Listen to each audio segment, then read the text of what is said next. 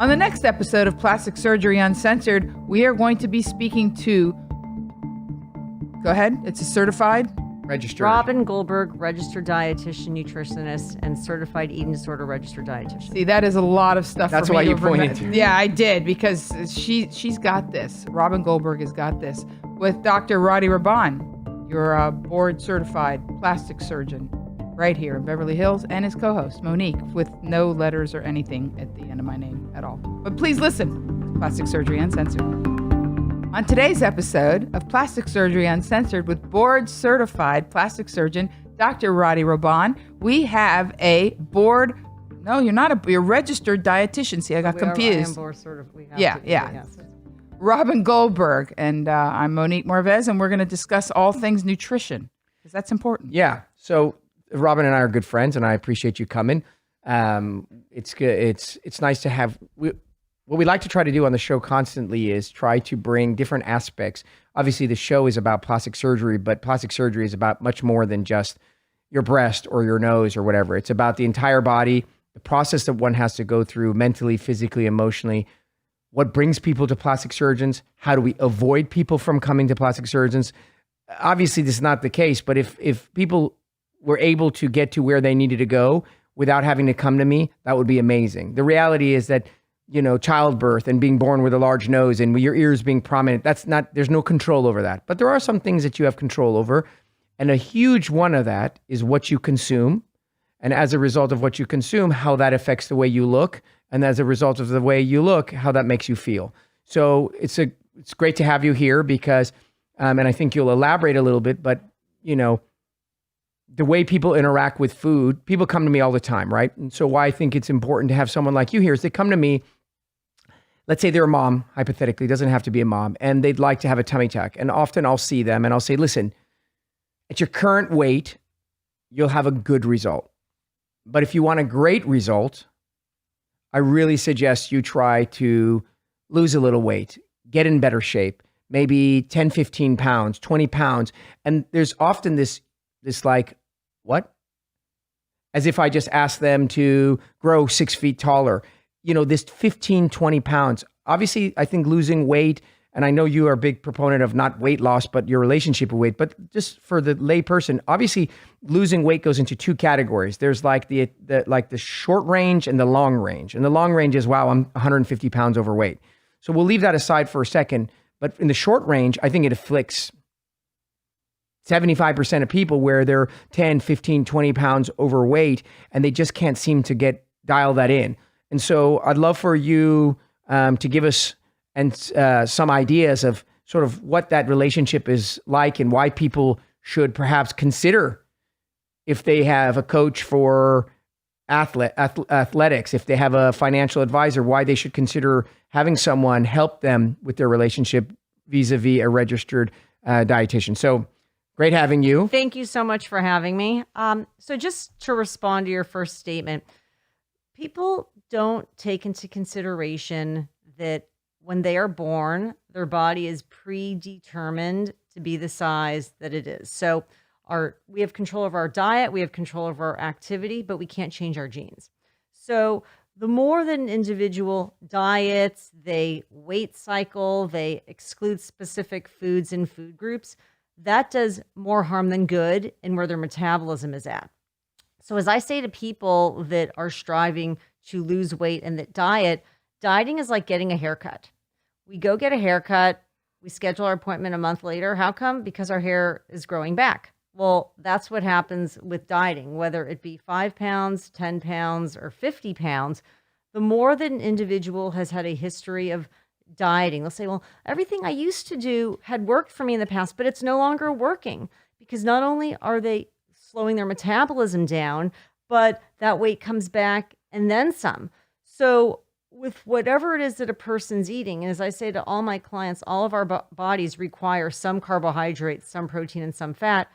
But the piece that I would say 99% of the population is missing is how to pay attention to their body's hunger and fullness signals and be able to look at what their emotional status is before eating. So if a person were to say, you know what, I'm craving today a cheeseburger, and other days I'm craving a salad with turkey, we can overconsume either of those meals. Sure. Yeah. My wife always says, because I try to, it's what you eat, it's how much of it you eat and when you eat it. So you just assume, well, I don't know. There's no way I could be gaining weight. I'll just eat broccoli. You can eat 3 pounds of broccoli. Broccoli has calories. You could, you know what I'm trying to say? So everything has calories. So what you're saying is it's also has a lot to do with your satiation and right, feeling our satiety level. Right. So if you are eating when you are not hungry, your body will change in a direction that you are dissatisfied with. Whether you're eating carrots and hummus or you're eating Halloween candy, if you are not aware of what your hunger level is, then that's a problem right there. I very much appreciate that you said the component, how you're feeling when you eat. I think that for women, emotional eating is a huge thing where they completely just, the train goes right over the sensor of I'm not hungry. But actually, Monique, so when you say for women, so I don't know if you knew this, the most common eating disorder that's the most overlooked is binge eating disorder. 60% of women struggle with it and 40% of men. So it's a lot. So a person could be sad, they could be happy, they could be stressed, they could be anxious. They were raised food is a reward. It's, I don't know when I'll have an opportunity again. Like the research shows, food scarcity, when you grow up in a impoverished environment, a high percentage of the time individuals struggle with binge eating disorder because they never know when they will eat again. It's that feast or famine way of operating. Yeah, I mean, I think it's a lot of your eating is your pattern and how you, again, it's what you eat, how much of you eat, and how you eat. So, I don't know. I always tell patients, I'm not a registered dietitian, I'm not a nutritionist, but I'm a physician, I'm intelligent, and I've been able to maintain my own weight. So for the most part, what I try to tell people is because, what I hear, again, I have to draw it back to my own practice.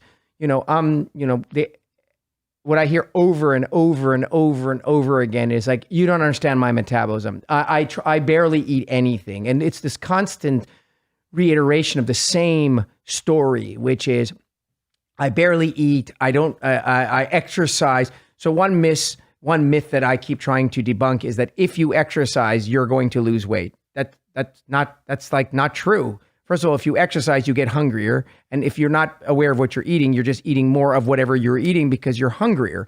The exercise is removing the calories, but your eating habits, whatever they are, have to be right so that when you exercise, the exercise is helping you in terms of calorie consumption.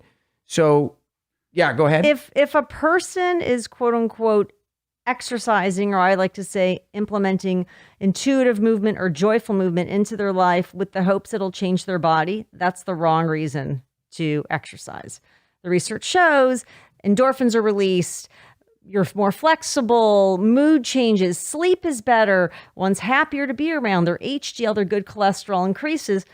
But the problem is that people have these very unrealistic expectations they've picked up through the world of diet culture that we're all living in. We are in this small radius right here in Beverly Hills, California, and then even leaving this city, it's around everywhere. People think, well, if they eat a certain way and they move a certain way, their body will be a certain way, which is false. So there's people that genetically live in larger bodies, like there's people that live in smaller bodies. And I have to say, with a lot of like the patients you're referring to, I have clients that will say, I have a woman I'm seeing now just that I saw the other day and said, Robin, I don't eat much. And she's on like her 6th, coffee that day. And I said, well, I'd love to explain what the role of caffeine is on metabolism, because if you want what is the role of caffeine on metabolism? Now you've rung my bell. I'm glad you've asked, Monique. So the role of caffeine. So caffeine temporarily increases your metabolism and gives you energy, and then it brings it down slower repeatedly over and over. So if a person wants their latte or their Diet Coke or iced tea, I always like to ask if they could have some food with it, because caffeine takes away our ability to recognize what hunger level we actually are. Everyone I know that drinks caffeine will say, I'm not hungry. I'm fine in the afternoon with my Starbucks until dinner. Well, I can guarantee you, and I don't bet, I only bet when I'm right, that once that caffeine wears off, an individual will be hungrier. So they'll go into that meal willing to eat whatever, but more likely reach a higher level of fullness because they've not been able to dial in to slowing down to feeling when they're content, since it takes 20 to 40 minutes for the message from our brain to kick into our stomach and let us know when we are fulfilled. An interesting thing. It just blew my mind because I love coffee so much. So what she's saying is don't use coffee as a crutch, right? Food with it, something to chew. So one of the things that we like to do is break it down into this simple fibers. For me personally, everybody has, not everybody, but a lot of people struggle with, as you get older, I'm turning 46, and if everything being the same, I'm not the same. So like if I ate everything the same, I exercise the same, none of which I do, of course, I wouldn't be the same weight because I'm metabolically a different human being. Where I struggle the most is in being satiated. That's my struggle. It's that I'll eat and I will always overeat by about 20% because I eat very quickly. So for example, my issue has always been I eat very quickly, whether that was just because of the way I was in training and food time was scarce and I had to eat quickly. Whatever the case is, even when I have ample time, I'm at dinner and I have all the time in the world, I'll be done. My wife's still still chewing her first meal, her first bite. And so I eat quickly and then I don't feel full because if I would have waited that 20 minutes. So that's why I try to, during the day, I try to get up when I eat and eat my meal scattered a little longer. So I don't sit down for lunch at the office because if I do, I'll be asleep. Because I overeat and then I go into postprandial coma and then I'm unhappy and then I have to drink a coffee, so it's this perpetual cycle. So I eat my lunch over an hour and a half and I eat a little bit and I let it settle and then I invariably only need half of the food that I needed because I'm full. I'm just regularly full. So let's talk about those items that we can give to people as tools. Well, one of the things I just want to say is what you've really done, and this could be something that, people do, is you've really tried to make it your business to understand your body and yourself, to develop a relationship with yourself. Stomach, meet Dr. Roddy Raban. Head, meet your stomach versus just being an autopilot. So within this, as we age, all of our metabolisms slow down 4 to 7%, since most people don't keep up the same activity level or vary their duration or intensity within their movement. So what you're doing is, what I always say to clients is treating their body as a furnace. To keep that furnace constantly burning, we have to stoke it and keep throwing a log in it. And that's how you're distributing your lunch over the course of multiple hours. So then when your food actually has kicked in to allow you to know where you're feeling, you're able to recognize if you're satisfied, if you're eating because it tastes good or because it's there. And I think it's important for people to try to, not multitask when they eat.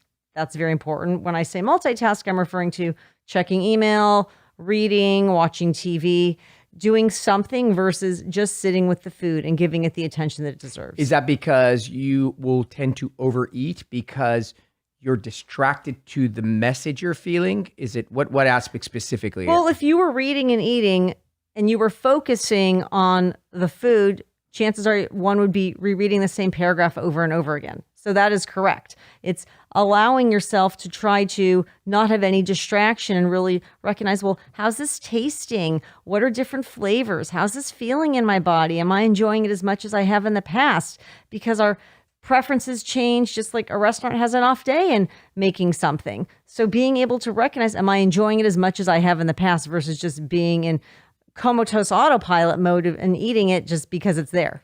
It's funny how much we've moved away from, just think about it. The Neanderthal, you would never have these conversations, right? Because these were the primordial necessities of life. Sleep. So sleep, if you go to a sleep specialist, they'll tell you don't bring in your device into your bed. Because what's happened to us is as we've become more, advanced, we have derailed the primordial urges. So sex therapists will tell you the same thing. Sleep therapists will tell you the same thing. Food experts will tell you the same thing. Sex, sleep, and food are the more basic things of life that you don't need any explaining. They're just necessary. Yet we've thrown off the balance because of all the other crap that we do: anxiety, worrying, TV, smartphones, etc.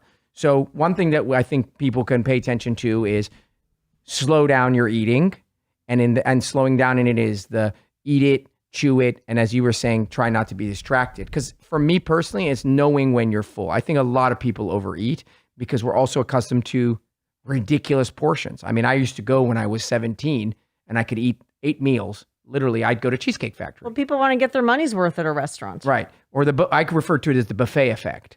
Like you tell me a person who doesn't overeat at a buffet. I mean, it's like a death trap because you paid for it and then you have to eat your money's worth and then some so that you feel like you got the best of them. Or a holiday meal where some of these dishes are once a year and you're so excited to have pumpkin coming out of your ears in any form. That's my thing. It's like, oh wow, I don't know when I'm gonna have pumpkin muffins and pumpkin bread and pumpkin milk and pumpkin. It's like I do like the pumpkin. Yeah. I do, So yeah. there. She's dressed in pumpkin attire today. Adorable, very fall.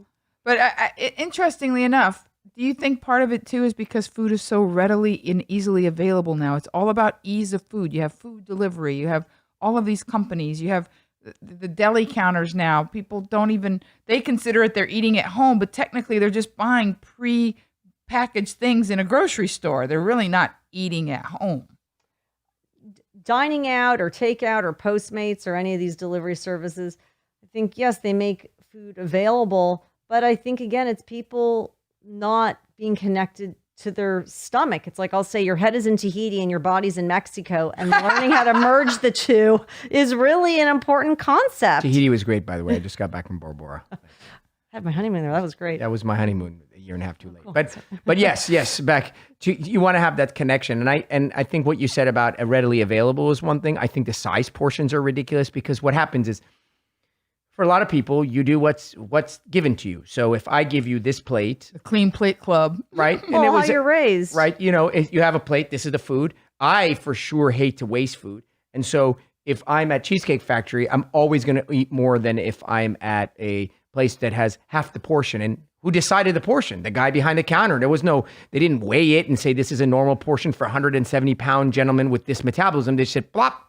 So you tend to gravitate to places that have more or less food. Oh, have you been to Claim Jumper? Whoever's making those choices, like, this is for a 400-pound ditch digger. Like, those are they're like this big. So, okay, listen, what I like to do is when we come back, I'd like Yes. to talk about some of the more extreme situations. I think there's a lot of people, there's segment A, which is us average people who are struggling with some basic dietary skills that we talked about. And then I think there's a subset of people that are really struggling, that have binging disorders, have anorexia, have body dysmorphia syndrome. You know, people assume that the majority of my patients, how much body dysmorphic patients do you get? The truth, I get almost none in my practice, overt body dysmorphic. I think, you know, we're not going to get into the areas of gray, like everyone has a little of it. No, I'm talking about like major. But there are people out there who have these illnesses, if I can say, that needs some serious coaching, whether that's from their parents, their loved ones, or whatever. So let's definitely talk about that when we Or a get from the registered break. dietitian. Absolutely. Well, she's out there she's trying to do what I'm doing, which is trying to enlist other people to amplify. Because what you realize at some point is you can only do so much one at a time. That's the reason why That's I why have we're a part of podcast. teams. So, all right, let's do it on the way back. Thank you for listening to this portion of Plastic Surgery Uncensored. We'll be back shortly with the second half. And we are back with the second half of Plastic Surgery Uncensored. This particular episode is about what you can actually change via your mouth with a registered dietitian, Robin Goldberg, and board-certified plastic surgeon, Dr. Roddy Raban. I think the way you go about it, and this is why I'm a big fan of seeing professionals. You know, today, everyone is a cosmetic expert. Much like everybody, as you had said, is a nutritionist. What the hell does that mean? It means that I'm aware of nutrition, and because I know the word paleo and the word that I know, that doesn't make you an expert like you do. And I think you said a lot of things that were really interesting, because it's not so much that the information isn't out there, it's how you spin it and how you say it, and if the way you say it brings clarity to the person. I think that's the expertise.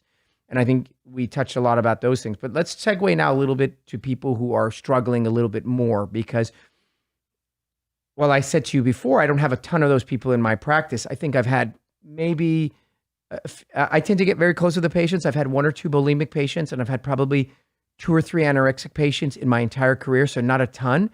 but I think those people are really out there. So why don't you help us categorize these different conditions a little bit and sort of what maybe your thoughts are in terms of Support, change. family members and change and how we can go about doing that.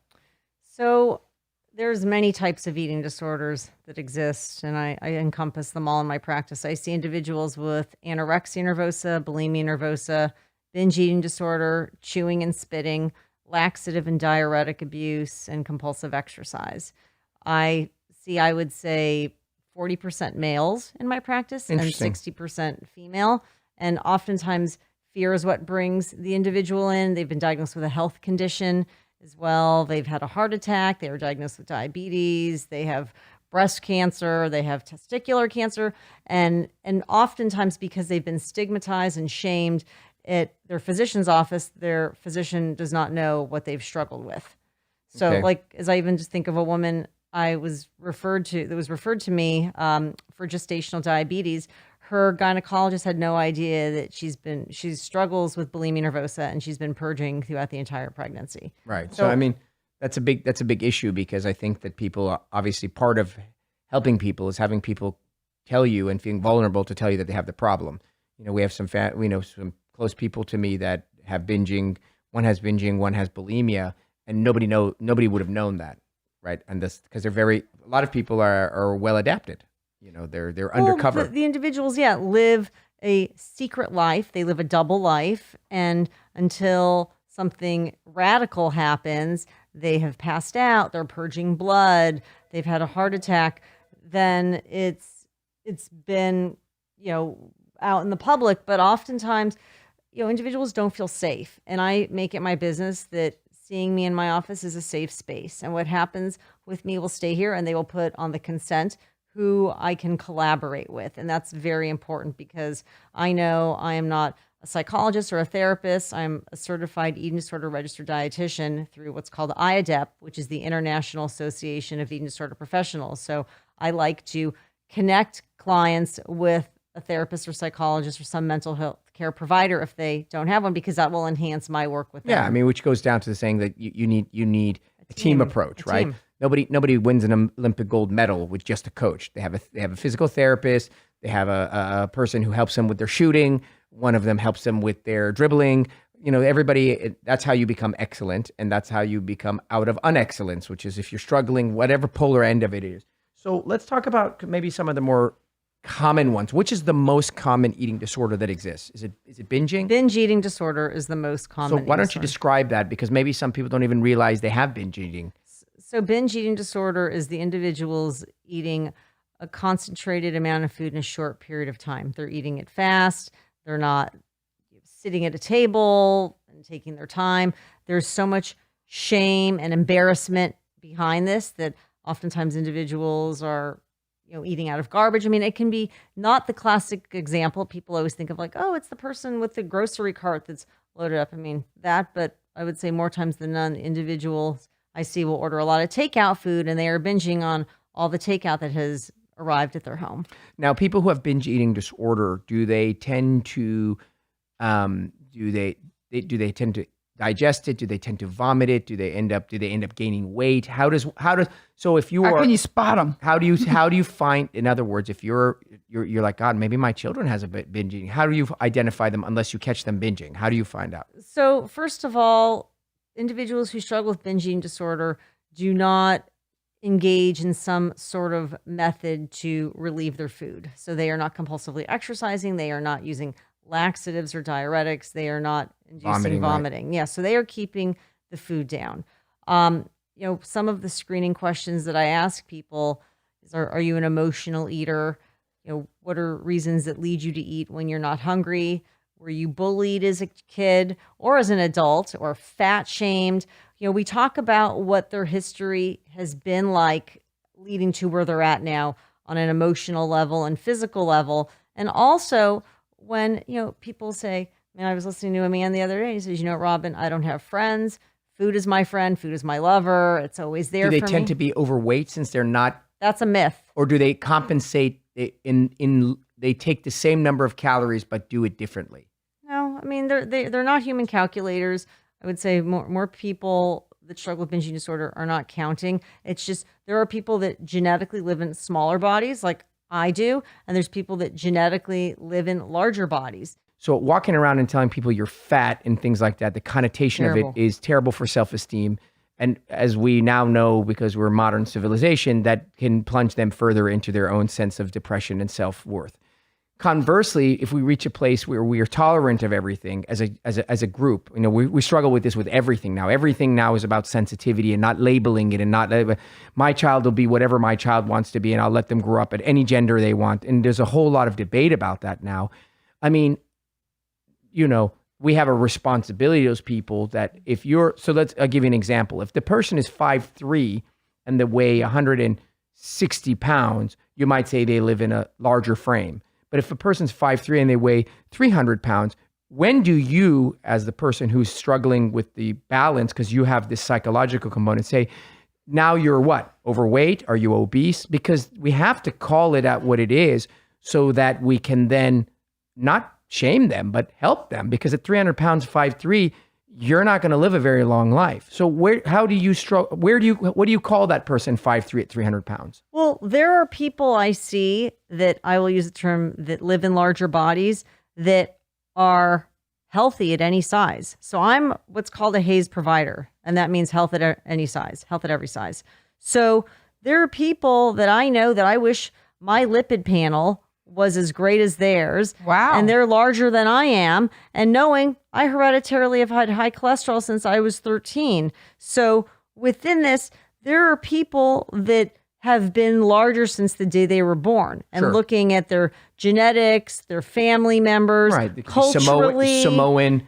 Absolutely. So within that, if a person does not have any medical issues, I mean, there is data that supports, like if you look at Dr. Linda Bacon's book, Health at Every Size, and then her second book, Body Respect with Lucy Aphramore, all the studies are in there that show an individual could be quote unquote perfectly healthy in a larger body. So I understand from like a surgical procedure and when people are coming to you, if they are not eating because they're hungry, they're eating because they're sad or because it's there. I think with a lot of, these people that if they might say, you know what, I'm eating what I like, I'm stopping when I'm satisfied, then there isn't an issue. But that isn't always the case. Right. No, and I'm not talking about those instances. And I mean, I understand that there's a lot of gray area, but this is the area where we as professionals kind of have to dig our feet in. Obviously, if the person is 300 pounds, 5'3", and their cholesterol is perfect, they have no osteoarthritis in their hips or joints, then, kudos to you. And he's doing a triathlon, he's running past me. Great. But we both know that that's not the case. We both know that a 5'3" person is not going to be okay with his hips and his joints. You do know he's going to have hypertension. So the instances that refer to individuals who have a great lipid panel are far fewer than the individuals that are not. And so in an effort to be all-encompassing, we may run the risk of not coming to the rescue of people because we're so worried about not pushing them over. So we had this conversation because I take care of a lot of people who were 300, 400, 500 pounds, who were near brink. And it required someone to not fat shame them or whatnot, but like to pull them back. And we talked about it with one of my patients. One of the best episodes we had was a woman who had bypass. I listened to it the other day. And she was, and Yeah, and she actually went because her husband wasn't sleeping because she had sleep apnea, and he was so worried. He loved her. And like it wasn't anything negative. He just basically said, "I'm afraid you're going to suffocate and die, so I don't sleep at night." So and that's that's the only thing. And I recognize, and I think that your approach is awesome because it's definitely more necessary. encompassing than pushing out. I just want to, we gotta. I don't know. I'm concerned that we're they're saying we're becoming soft. I don't think we're becoming soft. We're becoming more aware and encompassing of people. But I do think there are some border lines where I think we do need to draw a line and try to help people back in. I think so. I work from what's called a weight inclusive approach. I see all body shapes, sizes, and genders. And, I was sitting with someone the other day who is in the digit range that you had referred.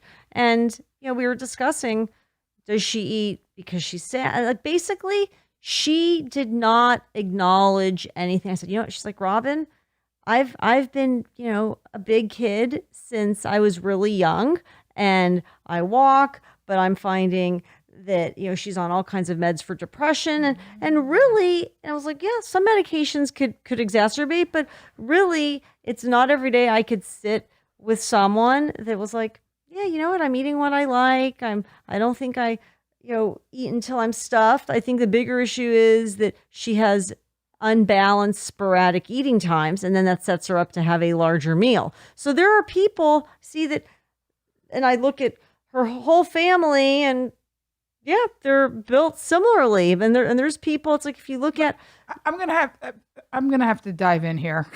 Have you ever been overweight? when I was a kid, I lived in a larger body. How much larger? I mean, I was not, with what you're referring to, but yes, genetically. Well, I'm Hispanic, and I went to hypnotherapy and lost 40 pounds. My dad died of congestive heart failure. My grandmother died of congestive heart failure. My mother's fat. Her sister's fat. My 2 brothers are fat. And I absolutely refused to believe or allow that was just my course in life. I was going to do whatever it took to get to a place where I could look in the mirror and say, I am comfortable, happy, proud, healthy, and I am in control of my destiny, because in a way, your body anatomy is destiny. Freud said it. And I think just saying, yeah, you came from fat people, so what? I came from people that didn't graduate college too. And I came from people, at some point, people have to, maybe to themselves, this woman's depressed because she's fat. No, there's psychological issues, but I think though too, when a person is in charge, if you are going through unnatural extreme measures to change what you're eating, and you're constantly thinking about, I can't eat this, and I'm sad, and I'm hungry, then it's probably not the place that your body's naturally meant to be at. And maybe for Veronica, you're like, okay, Robin, I eat what I like. I have made some changes. But what if I eat what I like is Oreos? Like when I was a little kid, I only wanted to eat Oreos. That wouldn't be cool. What I would say, so I have adults that have, the mindset of a child. And we'll talk about, there's a time in your life that your adult self needs to have a conversation with your childhood self. Because if you're just living on Oreos, then you might find, I'm tired. I don't have energy. And eventually other cravings occur because you're lacking other vitamins and minerals. But it comes to a place where your adult self and your childhood self need to merge in the middle and say, okay, what's going to work for me? Because now I'm in midlife. Fair enough. I know these are treacherous waters. Yeah, well, listen, at the end of the day, all these topics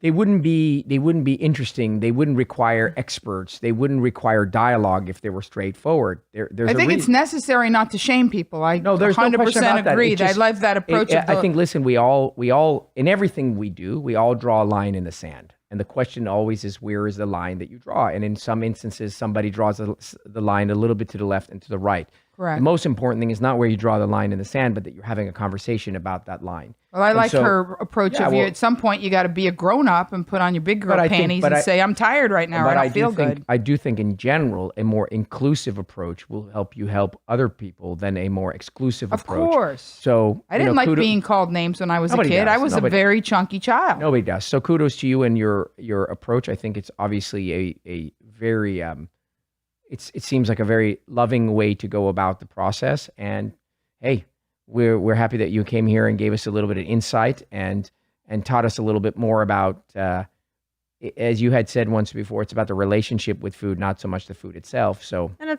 it's not about being afraid of food. Food has so many wonderful benefits, and not being afraid and treating it as the enemy. Yeah, that's Monique, a very good takeaway. No, cheeseburger is not the enemy. Very healthy now. I'm just messing with you. All right, well, awesome. Thank you for coming. I appreciate being here. We'll have to have a part 2 at some point. Yes, I would like that very much. Part 2. Thank you for listening to this episode of Plastic Surgery Uncensored. Please, Robin Goldberg, could you please let our listeners know where to find you? I can be found at www.askaboutfood.com. My Instagram handle is Robin with a Y, Robin Goldberg RDN, and my Twitter is Robin with a Y GRD. And my new website, which has a splash page for my book that will be coming out early 2020, is theeatingdisordertrap.com. Very I don't even cool. have a Twitter. Shit, now I gotta go get it. She's got everything. This is very good stuff. Thank you again for listening to Plastic coming. Surgery Uncensored.